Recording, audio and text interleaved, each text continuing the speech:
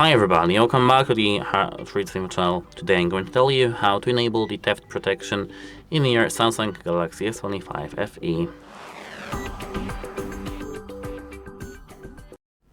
At first, go to the settings and here now scroll down to the security and privacy. Over here. Here now you should see lost device protection. Tap that and tap theft protection. Here we do have, as I can see, a couple of options. For example, theft detection lock, OK. Enable that. Offline device lock, OK. Remote lock, enable that, and yes. For the remote lock, we need to have SIM inserted into our phone, but I don't. But that's how it goes. Here we can continue to identity check, enable location, workplace, etc. And yeah, so on. And that's it for this video.